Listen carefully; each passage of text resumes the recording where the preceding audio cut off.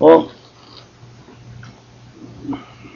we had 24 young pigs that we were going to fatten.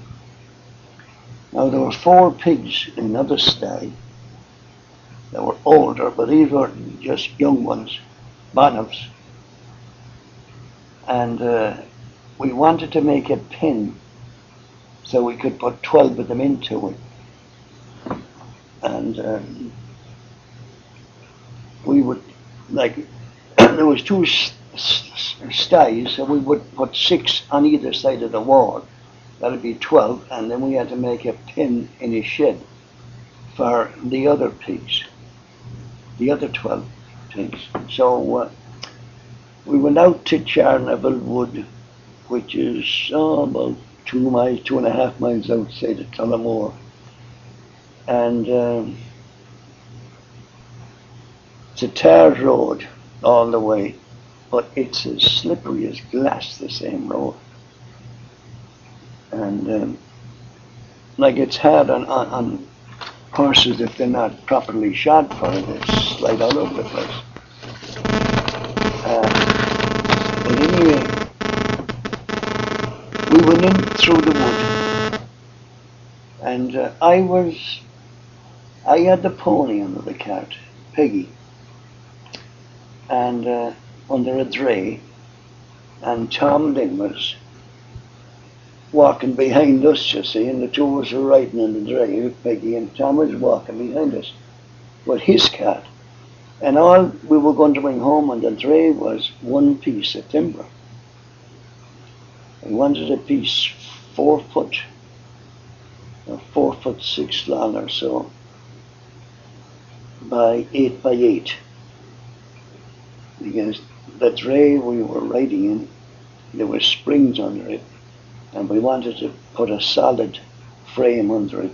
So that's the reason we wanted this heavy piece of timber. So we got that and threw it in the cart. And then we were going to bring a load of slabs. That's the outside cut of trees. And they're the full into the tree, and heavy in one end and light on the other. But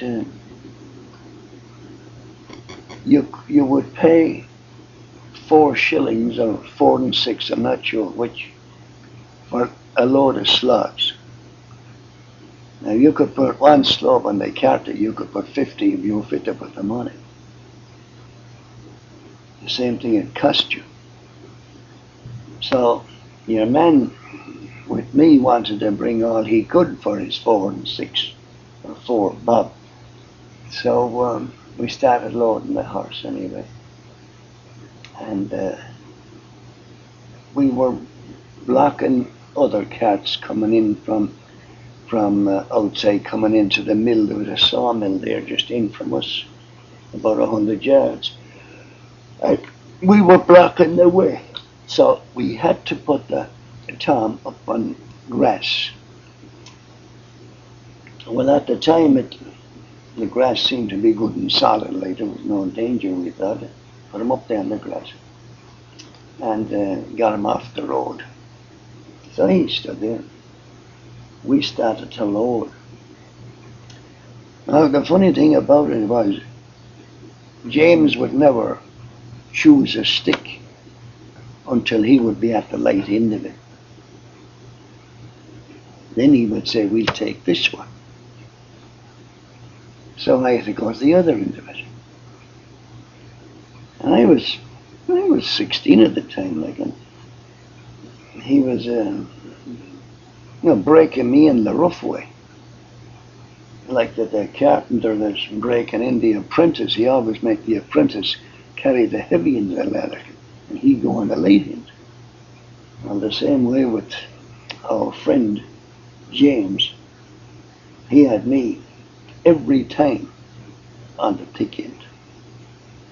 And if I choose one, I said, here's a good one, we'll take this one.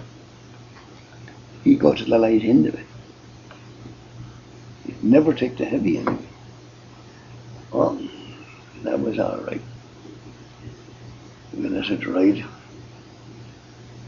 But the timbers, they were awfully heavy. And like as it was, they were getting higher in the cart like this. They were a heavy lift to get them up. Especially when you're on the heavy end of it, like he was okay. He had the light end, but I had the heavy end, but that's the way he worked it. But anyway, none of us thought of looking at the wheels to see how things were working out. He just kept loading and loading. Well, finally, we couldn't put up anymore, we were getting too high. So he said, we'll call it a load. So we got out some drafts anyway, chains, and we tied down the load good and tight and put a piece of timber into the chain to twist it so that you could really tighten it up good. So that was all right. We were about all set to go when this man who works in the wood, and he comes in with this special wood cart, 2 sets of wheels on it, and a big pole between the 2 sets of wheels. And he just sized the thing up. First of all, he noticed the load that was on the horse. And then he noticed that the wheels had gone down. The fellows, the spokes were touching the grass, down level with the grass. That meant that the fellows were gone down. The 3/4 inch rim of steel on the wheel, plus 5 1/4 inches or 5 1/2 inches of a fellow, which brought it over 6 1/2 inches, gone down in the ground with this load on the horse. Now we knew he was loading it, but God, we didn't think it was that bad. So when it seems he went in and he told the lads in the mill, you're going to see a little bit of fun out here, fellas, he said. He explained the load that was on the horse and the way the wheels were down. And he says, you're going to see them bunch out there having to take that load off the horse. He'd never get out of it. So, and it was we were ready to go, and James said to me, take him out. He said, I said, no. I said, you take him out. You're driving him. I said, I'm driving the pony. And that's the way it was. So, anyways, I said, you take him out. So then he went up to the horse like that, kind of woke him up, he was half asleep. And he just rubbed him on the chest like that, on his neck. And he says, like, he lifts the collar up tight on him. And he said, like that, come on, Tom, he said. Like that. And the horse, oh boy, that horse,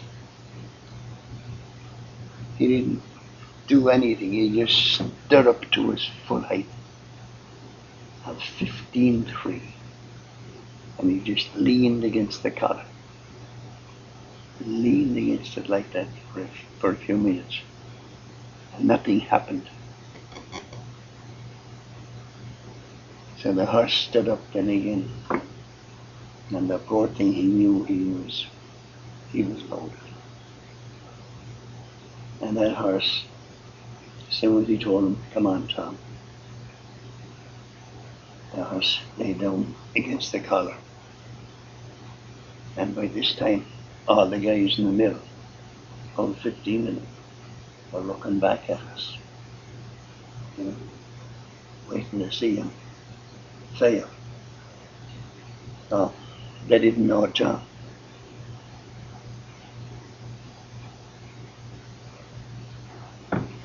Tom kept leaning against that collar. Never moved his feet, just kept leaning against it. All his weight against it. Kept doing that. And finally, Tom's hips were level with the shafts. Now his hips should be at least 20 inches over the shafts in a normal way. But he had gone down pushing this collar, and his hind legs were in under the axle of the cat. And that's the way Tom was. And he kept pushing, never moved a leg until he got the thing. And when he got it down to that point, didn't the cart start to come up out of the hole.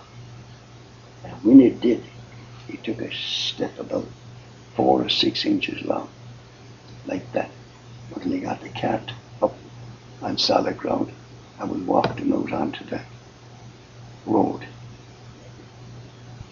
Now, every one of those men at the mill, they started to cheer. They weren't cheering us. They were probably damning us. They were cheering the horse, because they never saw anything in their life like it. So the fellow that had gone in with the horse cart, and he was with the wood cart, he came out and he said, "I'll show you the best way. There's 2 ways to get out of the wood," he said. "I'll show you the best way." Now he said, "I'm not doing it for you, looking at Deegan. I'm doing it for the horse," he said. He said, "I've never seen a better horse in my life." He said, "Do you realize you have 4,500 weight of timber on that horse? And the cart itself weighed 900 weight. So we had to go across a bridge, a little bridge, over a ditch, and it's with your timbers thrown roughly into it. Well, the right wheel of Tom's cart went down in a kind of a pothole. And when it went down, the other wheel came up a foot off the ground. But I said, "This is it, you tip over." And it didn't. Tom kept the pull on the wheel, on the cart. He kept the pull on, and she leveled herself off again. But there was a few other rough, ugly spots. And then when we got up a bit of a hill, it wasn't too bad from there on. We got our penknives out. Each of us carried a knife in our pocket. We both of us smoked a pipe. And we pared the timbers, the sticks that were right by his hips, pare them to take the sharp point off. Because the only way we could do it then was to let there was 4 links in his drafts, in his draft of the cat. 4 links dropped, and we had to let him out so there was no link dropped. Put in the last link so as to let the horse come out from the timbers. He'd have a little more room that way, and that's what we'd had to do. And when we got out on the public road, then with this 4,500 weight of timber, and Tom walked along the road, on the slippery road. You'd imagine it was a few bags of feathers he had in his cart. Never mind it. Coming into town, we come down Kilbeggan, come down High Street, the steep street, slippery, and we pulled up outside Burton's, and we had to get something. We used to deal there. And then we headed for home, up across Kilbeggan Bridge. And Tom went up that bridge. No trouble in the world. 2¼ tons of timber on his cat. And up over the bridge, and from there on out it was plain sailing. Then there was no more bad hills. Except Derry Hill, there was a bit of a pull, but Tom didn't worry about it. So we got our load of timber home.